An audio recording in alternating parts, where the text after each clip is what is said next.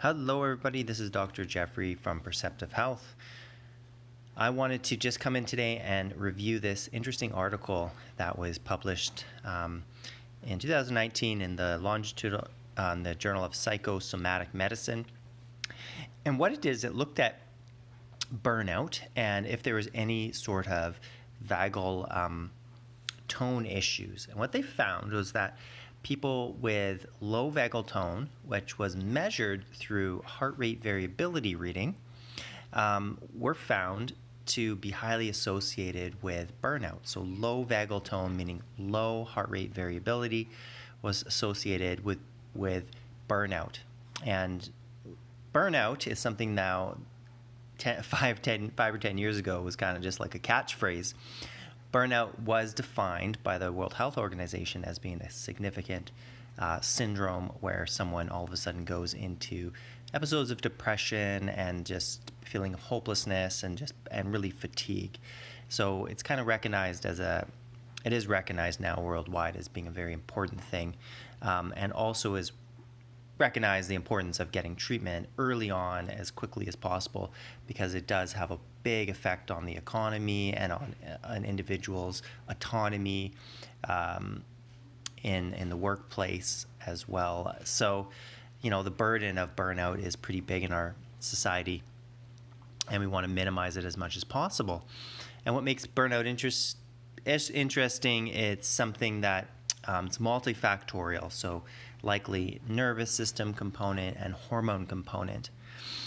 So in this article, what they did was they kind of looked at people and they ran the HRV, and then I guess they followed them through time and figured out how many people ended up going into burnout and how many people didn't. And it was highly associated with low HRV.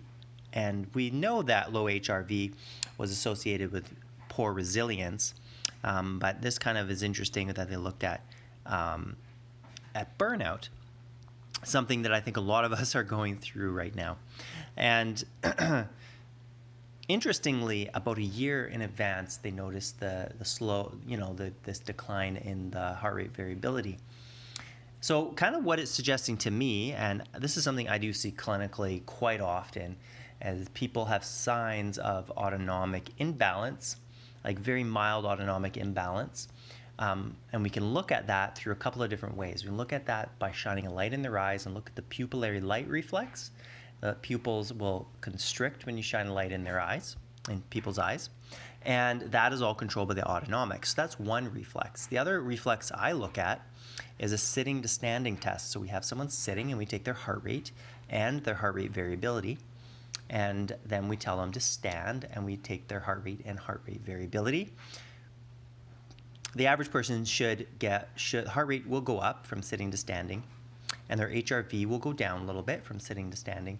But overall, we should see within a couple of minutes that the heart rate should stabilize itself and almost go back down to the baseline of where it was.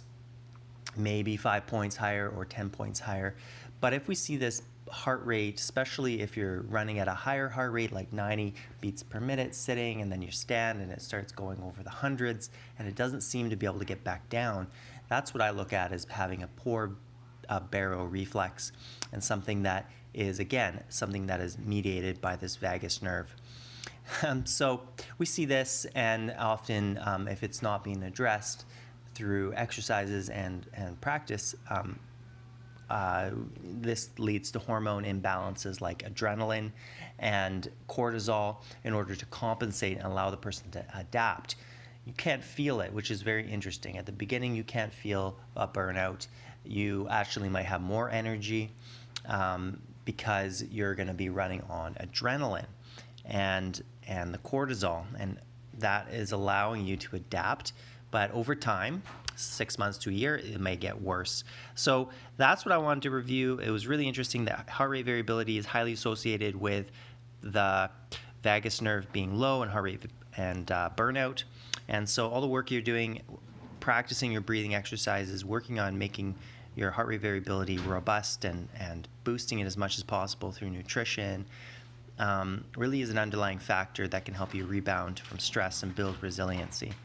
So that's all I wanted to talk about today, and good luck with everybody, and keep the hard work up with your breathing exercises, because you are strengthening those the nervous system component of our stress systems, which is something not a lot of people really do or look at. And remember, it does take about 10 weeks of continual practice, and you have to get that up to at least one 20-minute session throughout the day. And there's some people that say maybe 2 20-minute sessions, but even just a 5-minute session is enough of a break to help kind of build stress and combat the daily stresses. So I'll be checking out, and we'll talk to you soon.